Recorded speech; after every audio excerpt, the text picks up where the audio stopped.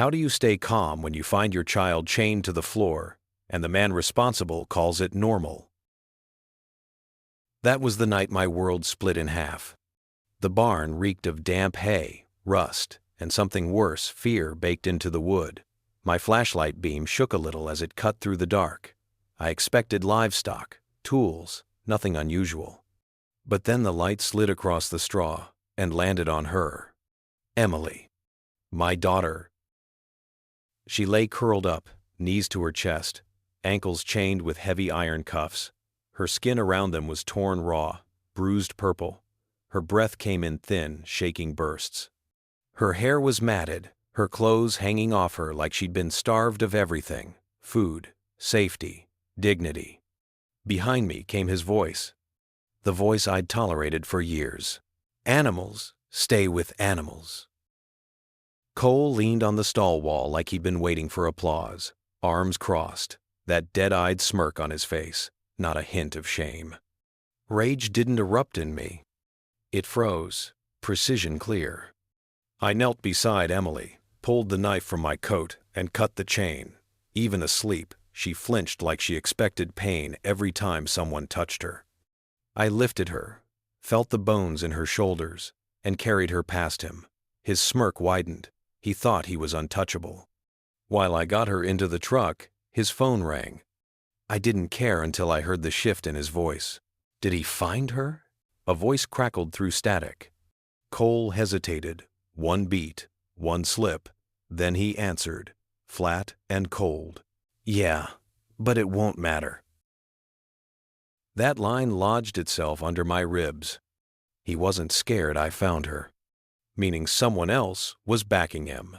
We drove into the night, headlights carving tunnels through the dark. Emily's fingers twitched on her lap. After miles of silence, she whispered fragments, not full sentences, just the scraps trauma leaves behind. No food. Punished for talking. Rules, rules, rules. His voice had drilled into her until she doubted her own thoughts. Every word she managed to say felt like a wound. Every silence cut deeper.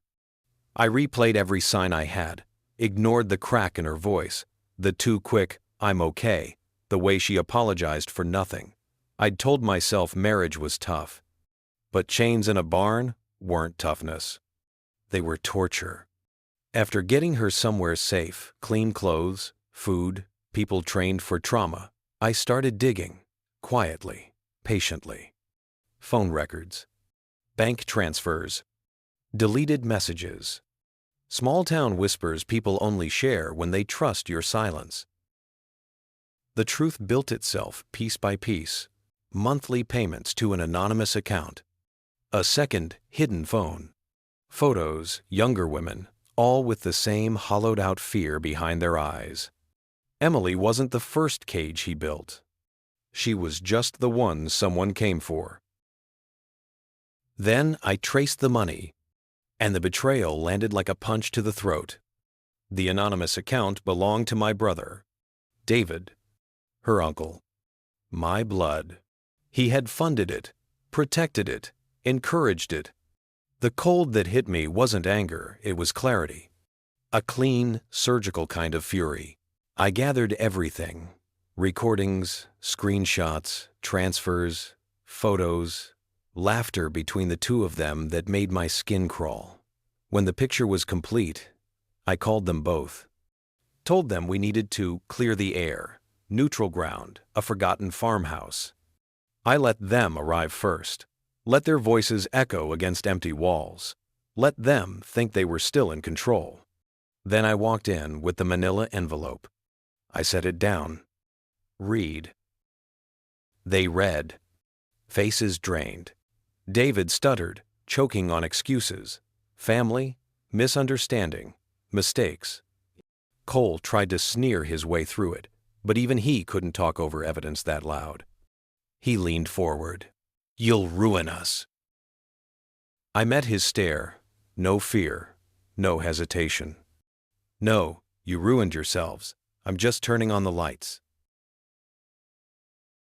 Then I told them the truth that mattered. Everything in that envelope, every photo, every recording, every transfer was already backed up with lawyers, journalists, and authorities. If I didn't walk through my own front door by morning, the world would know everything. Their arrogance died. Their power crumbled. Fear hollowed them out. I left them sitting in that silence. Dawn rose as I drove back. Emily slept in the passenger seat, breathing steady for the first time in months. She didn't know the full story yet. She didn't need to. They chained her to the hay. I chained them to the truth. And truth doesn't break.